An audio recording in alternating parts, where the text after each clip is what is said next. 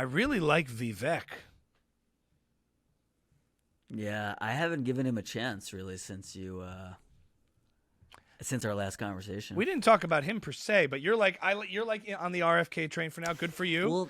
Well, to be honest, I just I heard Crystal and Cigar bash him, and that was the last. That's as much. So you don't form your own opinions, only take theirs?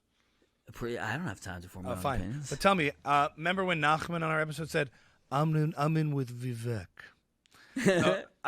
I've just been like... The Indian fella. Remember you were like, do you watch Crystal and Cigar and Jetty? He's like, start again? He's like, start again? You know what show I like? It's called Boat Builders. They build boats. I love that episode.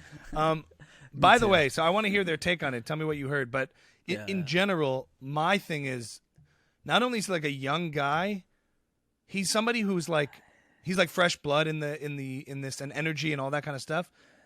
I know people like to say I'm the outsider. Everybody says that, but he's a smart, intelligent, and he's thought out a lot of his positions from like a political and philosophical place. I think he understands the issues in a way that most politicians that are running don't. They go based on like personality and charisma, and they don't really have a substantive understanding of the issues, and therefore they're easily cornered in gotcha questions and because they wonder what they're supposed to say, what their rehearsed line was supposed to be. Vivek has rehearsed lines too, but to me they're rooted in a real understanding of policy and issues, and I find that really refreshing. And the fact that he can really put his sentences together and present well. You know, he's not afraid of questions that could make him look bad because he stands by them confidently. And I'm like, he's like that. You know, like the journalist will say, you don't think Russia's the top priority? I think it's a priority, but I don't think it's a top priority. Like, he knows how to navigate the questions because clearly he's thought these through. And I'm like, this is nice. Is America ready for a president who is a culture warrior, though? Who likes the culture war? What? He just strikes me as what are you talking about? We had Donald Trump. I know, that was a joke. Yeah. It was. I was gonna. Yeah. To me, that's not his signature thing. His signature thing is. In other, I think he, if anything, like DeSantis and people like that are trying to like go against the woke, and that's a part of what he talks about. Vivek goes for that. He doesn't shy away from it, but it's part of a much bigger platform and narrative that he's talking about that I think is like very intellectually holds a lot of water, and is said with confidence and understanding as opposed to just like canned, room-tested focus group responses. You know, that's why I like. Yeah. So the clip I saw from Crystal Cigar, because Cigar had him on his podcast with Marshall, and Marshall. It's not. Obviously not Thurgood Marshall. Okay. Marshall something. He's really. I would love to talk to him. Okay. He seems awesome. Okay. And is it Marshall very smart? Marshall a co-host or a guest? He's a co-host of the Realignment podcast, and he's on the show sometimes, like on Breaking Points. Yeah. He's also just like so calm, cool, and collected. You're just like afraid. I would be so afraid to debate with him. Oh, nice. Anyway, but yeah, they were saying like he very much knows the culture war lines and is like trying to play those to jump off of and get attention for himself. And like he doesn't really have he's more committed to that than he is to any other value. That's what they were saying.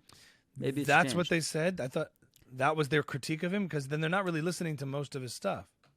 I think from the appearance, the interview they did with him, he seemed to be saying some inconsistent things with what his values are supposed to be in order to sort of sound the alarm that if you're on my side of this cultural debate, then vote for me.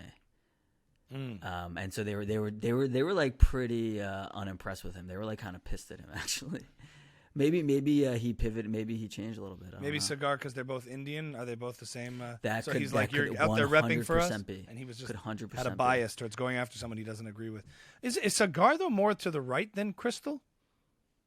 Or no? Yeah. He's like you. He's sort of like a conservative, like in like not Trumpian, like not interested at all in the culture. We're more like free market, small government type of conservative. Yeah, that's his thing. Well, and then he kind of pretends to be He's like 27. Sagar? And he always talks about his like time as a reporter on the CIA. Yes. Like it's like, yeah, you worked for like a year and a half For a summer. as a reporter because you're only 27. Like how summer. long you didn't do that much before I didn't realize he was 27. He's under 30. He's under 30. Oh, I see.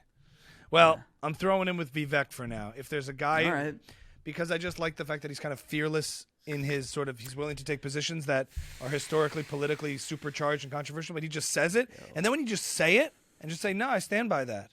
Like doubling down from a pretend, then the audience goes, oh, all right, respect. Better him than DeSantis. Like DeSantis, I just feel like is so committed to like